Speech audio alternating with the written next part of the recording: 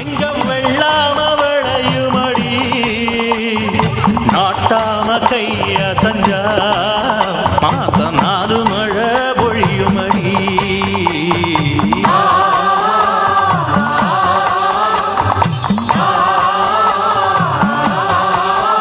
நம்ம நாட்டாம பாதம் பட்டா. மாண்புமிகு பட்டிமன்ற ரசிகர்களே, இந்த காலத்தில் குழந்தைங்கள் தான் தாலாட்டு பாடுவாங்கப்பா. ஆனால் இப்போ குழந்தைங்கள் தான் டச் ஸ்க்ரீனை கையில் கொடுக்குறாங்கப்பா. இந்த காலத்தில் குழந்தைங்க அம்மா கிட்ட பாட்டி கிட்ட கசலுங்கம்மா கசலுங்க பாட்டி அப்படி நச்சரிப்பாங்கப்பா. ஆனால் இப்போ ஃபோன் பாச சொல்லுங்கம்மா பாச சொல்லுங்க பாட்டி அப்படி நச்சரிக்கிறாங்கப்பா. என்ன இந்த பங்கு குழந்தைங்க புத்தகமாக வச்சு உட்காந்துருக்காங்க, அந்த பங்கு குழந்தைங்க கைபேசியாக வச்சு உட்காந்துருக்காங்க. நீங்கள் எல்லாம் குழந்தைங்க நம்ம பள்ளியில் உட்காந்துருக்கோம். நான் கண்டுபிடிச்சிட்டேன். நீங்கள் நம்ம பட்டிமன்ற தலைப்பு என்னன்னா, ஒரு குழந்தையின் கல்வி வளர்ச்சிக்கு புத்தகம் நல்லதா கைபேசி நல்லதா அப்படி நம்ம பார்க்க போகிறோம். நான் புத்தகத்தை படித்து தான் வளர்ந்தேன், அதனால் புத்தகத்திலேருந்து ஆரம்பிப்போம். ஒரு குழந்தையின் கல்வி வளர்ச்சிக்கு புத்தகம் தான் நல்லது அப்படின்னு பேச வந்துக்க புத்தகனுக்கு எல்லாரும் கை தட்டு கொடுத்துடலாமா?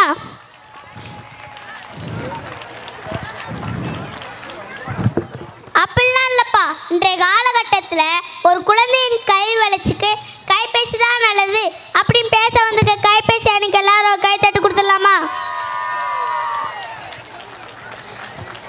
புத்தகத்துக்காக முதலாவதா பேச வந்திருக்காங்க ஃபர்ஸ்ட் ஸ்டாண்டர்ட் தேக் சூர்யா. ஆரம்பிங்க தேக் சூர்யா. தலைவர்களே வணக்கம். வணக்கம் தேக் சூர்யா, ஆரம்பிங்க. நாங்கள் புத்தகத்தை படித்து எங்களுக்கு கற்பனை சிலா வளருங்க. ஆனால் உங்கள் கைபேசி எங்களுக்கு கண்ணீரும் கண்ணாடியும் தருது. நாங்கள் புத்தகத்தை படித்து எங்கள் டீச்சர்கிட்ட கேட்போம், ஏன் எதற்கு எப்படின்னு கேள்வி கேட்போங்க. அதே உங்கள் கைபேசி கையில் கொடுத்தா அப்பா சாதனைங்க அம்மா ஹெட் பண்ணுங்க இன்னொரு நியூஸ் மட்டும்ப்பா இன்னொரு வீடியோ மட்டும் அப்படின்னு நேரத்துக்கு கேட்பாங்க. எங்கள் புத்தகம் தான் அறிவு தற்கும், அவங்க கைபேசி தான் அவங்க அப்பாவோடையும் உடையும். ஆகவே புத்தகமே எங்களின் உண்மையான நண்பன் நடுவர்களே. சூப்பர் தேக் சூர்யா. புத்தகத்தை பற்றி நல்ல நல்ல காட்டுகளை எடுத்துகிட்டு வந்து சொல்லிக்கீங்க. இவங்களுக்கெல்லாம் ஒரு வாழ்த்துக்கள் சொல்லிடலாமா?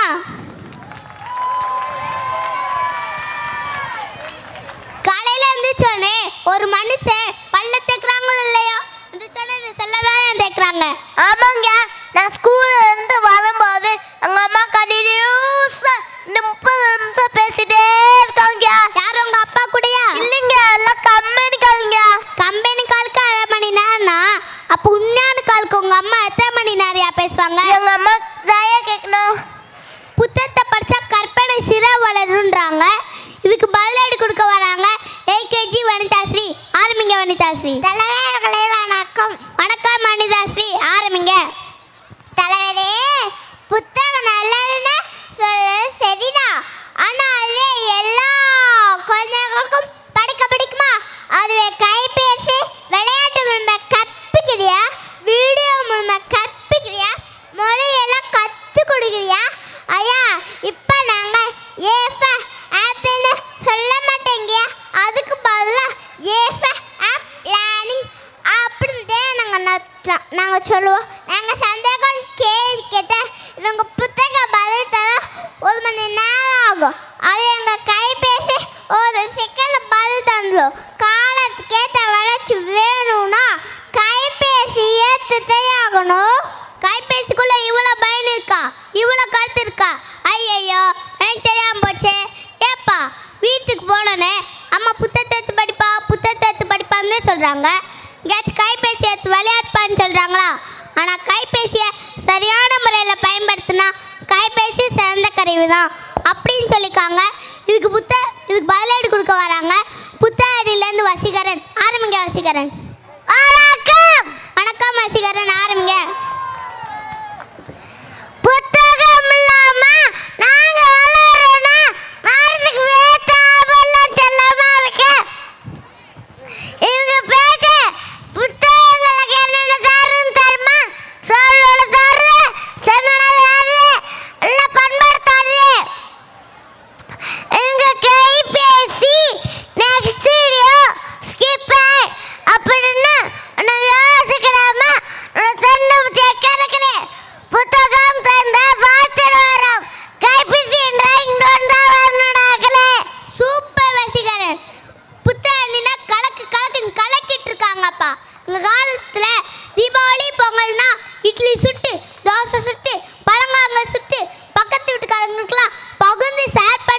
கொண்டாடுவோம். ஆனால் இப்போ தீபாவளி பழங்காத்த செல்லில் ஃபோட்டோ எடுத்து ஷேர் பண்ணுறாங்க. நம்ம தமிழ்நாட்டு பண்பாடு இப்போ எங்கே போய்க்கு நீங்களே பாருங்கள். புத்தகத்தை படித்தா பண்பாடு வளருன்றாங்க. இதுக்கு பதிலடி கொடுக்க வராங்க ஏகேஜி சகேஷ். ஆரம்பிங்க சகேஷ். வணக்கம். வணக்கம் சகேஷ், ஆரம்பிங்க. இந்த புட்டாரினா பாதா திருப்பிட்டு ஆனா இப்ப உலகம் சாய்பாய் போயிட்டே இருக்கு. ஆனா இப்ப நாங்க ஆன்லைன் மூலமா படிக்கிறோம், மூலமா படிக்கிறோம். ஐயா இப்ப எங்களுக்கு புட்டார் சமைக்கிறது கஷ்டங்க. ஆனா கைபேசிய பாக்கெட்ல போட்டுக்கிட்டு போயிட்டே இருக்கலாம். இப்ப இருக்கிற காலம் டிஜிட்டல் காலம். அங்க பாருங்க, கைபேசியில கல்வி நடக்குமா? கைபேசியில ஒரு ஆள் வச்சுக்கான ஒரு கருவி. சூப்பர் சகேஷ், அருமை சகேஷ், அற்புதம் சகேஷ். கைபேசியை பற்றி படபடன் பட்டாசுமா வெடிக்கிறியப்பா. நான் சொந்த அனுமதி சொல்லட்டுமா சகேஷ்? ஏப்பா புத்தகம் சமைக்கிற உனக்கு ஒரு கஷ்டமா? உங்கள் காலத்தில் 4 கிலோமீட்டர் சமந்து போய் படித்தோம். ஆனால் இப்போ புத்தகம் சமைக்கிற உனக்கு கஷ்டங்கிற. ஆன்லைன் மூலமாக படிக்கிறேன், ஆப் மூலமாக படிக்கிறான்னு சொல்கிற. இப்போ 10th 11th 12th போர்டு எக்ஸாம்லாம் ஆன்லைன் மூலமாக படித்து பேப்பரில் எக்ஸாம் எழுதுகிறாங்க. புத்தகத்தை படித்து தான் என் பேப்பரில் எக்ஸாம் எழுதுகிறாங்க. புத்தகத்தை படித்தாதான் என் மார்க் வரும். கைபேசியை பார்த்தா உங்கள் கண்ணு தான் கெடுந்தவரை மார்க் வராதுங்கயா. கைபேசியில் எவ்வளோதான் நல்லது இருந்தாலும் இது உங்கள் நல்லதுக்கு தான் ஏன் சொல்கிறேன்.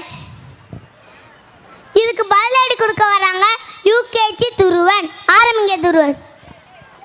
வணக்கம். வணக்கம் துருவன், ஆரம்பிங்க. மாமி நடுவ விரலே கைபேசி உலகறிவா கொடுக்கலே சேரலாம். ஆனா மொபைல் எடுத்து பார்க்க ஆரம்பிச்சாங்கன்னா அதுல அடி நான் ஊட்டாங்க கூட தெரியாம ஆனா காட்டுவாங்கய்யா. கைபேசியில கிளாஸ் நடக்கிறது சேரலாம். ஆனா அதுக்கு நடுவில் ரம்மிகேமா ரீல்ஸா மெசேஜ் குழந்தை கேட்டு இருக்கு எல்லாம் கூடங்கய்யா. கைபேசி பல்லுறானா சர்வீஸ் இன்ஸ்டால் பண்ணுங்கய்யா. அதுவே எங்கள் புத்தகம் பல்லுறானா எங்களோட வாழ்க்கை சொல்கிறாங்கய்யா. புத்தகம் ஒரு பொக்கிஷமான துருவனுக்கு என்னோட வாழ்த்துக்கள். புத்தகத்தை படித்து புத்தகம் பழிதானா அவங்க என்ன ஆக நினைக்கிறாங்களோ ஆயிடுவாங்க. இன்ஜினியர் ஆன்மா ஆயிடுவாங்க, டாக்டர் ஆன்மா ஆயிடுவாங்க, சயின்டிஸ்ட் ஆன்மா ஆயிடுவாங்க. ஆனால் கைபேசியை பார்த்தா அவங்க கண்ணு தான் கெடுந்தவர அவங்க என்ன ஆக நினைக்கிறாங்களோ ஆக முடியாது. அப்படிதான்ப்பா அவனால் இதுக்கு கைபேசியிலேருந்து பதிலடி கொடுக்க வராங்க. கைபேசி என்னதான் பதிலடி கொடுக்க வராங்கன்னு எனக்கே தெரியல. ஆரம்பிங்க மணியார்த்து. மாண்புமிகு நடுவர் அவர்களே, ஜோதி காலத்தில் பேச மாதிரி பேசுங்கிட்ட புத்தகம் புத்தகம் அடியோ சொன்னேன். கைபேசி உலகத்தையே கையில் கொடுக்குது. எங்கள் மாதிரி குழந்தைங்களை அமைதியாக வைக்குது. எங்கள் அம்மாவுக்கு சீரியல் பார்க்க டைம் கொடுக்குது. எங்கள் அப்பாவுக்கு டீ குடிக்க டைம் கொடுக்குது. மேலே என்ன வளர்ச்சி வேணும்? ஒரு காலத்தில் புத்தகத்தை அறிவு. ஆனால் இப்போ குரு நடுவர் அவர்களே. அடடே மணியார்த்து, கைபேசியை பற்றி அழகா கருத்துக்கள் சொல்லிக்கையே. புத்தகத்தை படித்தா எப்பயும் மறதி வராதுப்பா. அதுவே கைபேசியை பார்த்தா யார் கூப்பிட்டாலும் காது கேட்காதுப்பா. ஆனால் தான் இப்போ உன்ன மாதிரி குழந்தைங்களாம் அமைதியாக இருக்காங்க.